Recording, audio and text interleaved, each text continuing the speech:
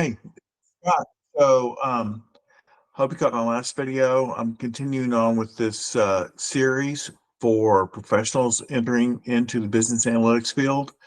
And I didn't get as far the last one as I wanted to. I gave you an overview of where we're headed, which is essentially the first part is going to be literacy, what I think you need to know as far as confusion of terms and separating things out.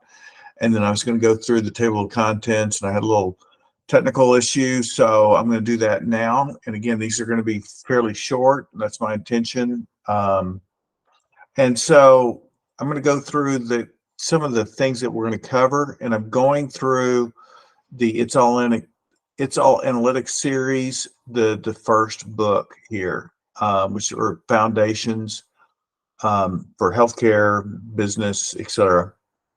So I'm just going to scroll through here and talk about a little bit of the motivation and what we're going to talk about. So why I think professionals need um, this material is that, technology keeps raging, um, but we need a lot more than technology to be successful. I mean, gets what that's what's pushed is the tech, the sexy stuff that's going on, etc. But really, when you look at it, it's professionals that understand business problems and how to translate business problems into um, a format that can be solved with a technical solution. So that's kind of the premise that I'm going through. And then certainly the data analytics explosion. I mean, LLMs and chat bots and everything else getting so much press right now, but a lot of it's hype. And that's one of the things that you need to understand is that there's a lot of hype out there. There has been for 30 years, and there's going to continue to be. So that's that's my perspective on that. Um, so let's see. Again, so one of the big things is and when you're looking at a career, you need to look at in an organization to go into, right? You need to be thinking about the culture in the organization. Maybe even if you're early on and you haven't even selected, um, you're not even through a program or anything. You need to be thinking about, well, let's see, do I want to work for a small organization, a large organization? Do I want to work for government, which is slow moving, or a high tech firm, which is very fast moving? You just need to do a self evaluation and figure out where you are and what you want, and try to match that up. Because sometimes bright, shiny objects, big money, etc., may be very attractive, but your your well-being is much better. You need to be happy with whatever you do. You just need to be excited about every Monday that you wake up that you're going to work. Um, so um, Again, analytics. This is a winning strategy.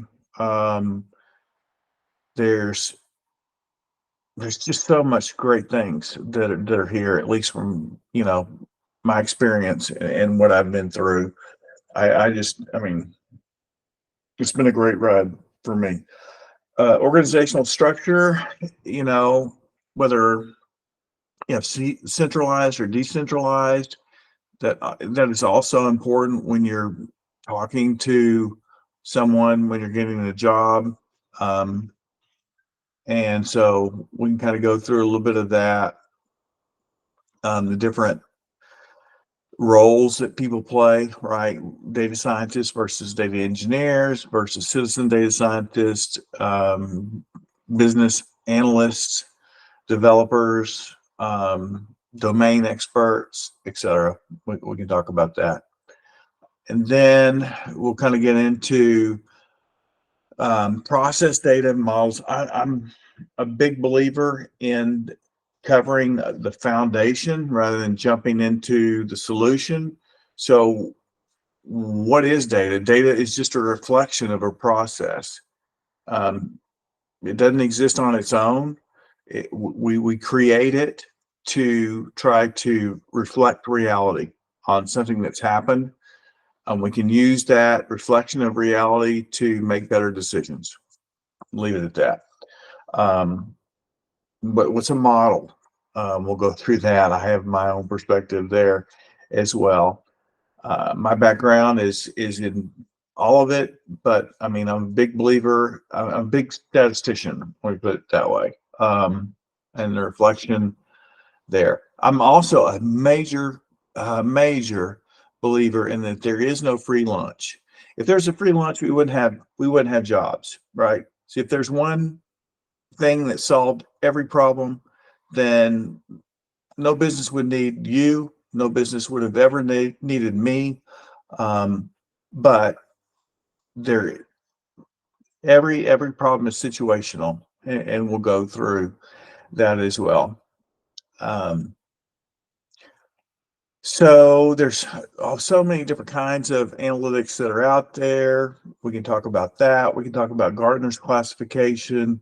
We can go through kind of maturity levels of descriptive, diagnostic, predictive, and prescriptive. And I can tell you the difference between all of those different things, and what different types of problems that they solve as well, and where you're going to find them as well in industry. Where healthcare uses some, where business uses some, where you're going to find those.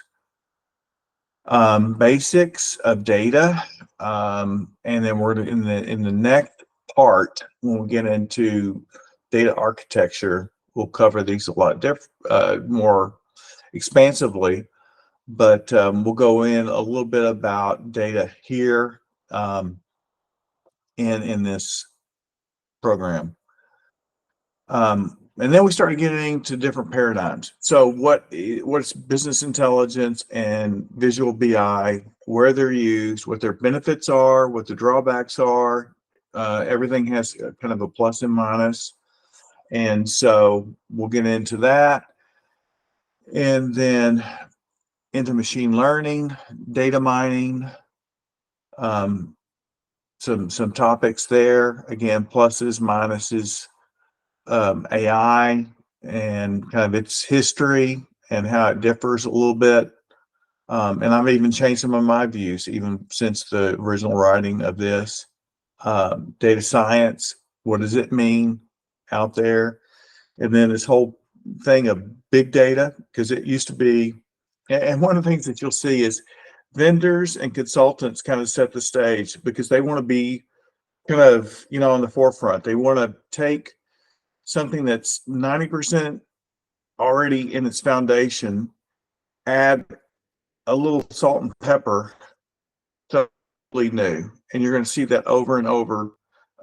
It started like in AI, and then there's data mining, machine learning, computational science, management science, and just so many things that are built on. And each one may have a little bit of a different nuance to it, but for the most part, a lot of it, the core is the same.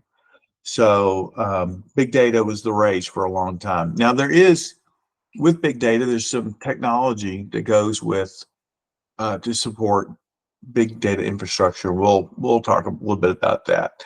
And then statistics, causation, prescriptive analytics. These are my sweetheart concepts. So we'll discuss those.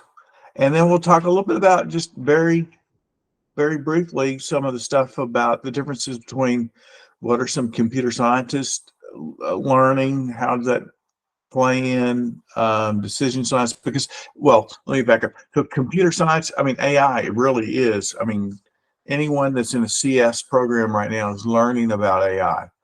And so kind of how they view the world versus, a business school, how they view, say, management science versus, say, operations research in an engineering program. And so each one of these kind of has a different flavor, but they have some common language, or at least common concepts. It's really interesting because the language sometimes changes between them, but they could be talking about the same thing. So anyway, that's what I'm going to cover, probably in the next, I don't know how many videos, probably 8 to 10, I would think they'll take to cover this, but that's kind of the high level view of it right there. And so, yeah.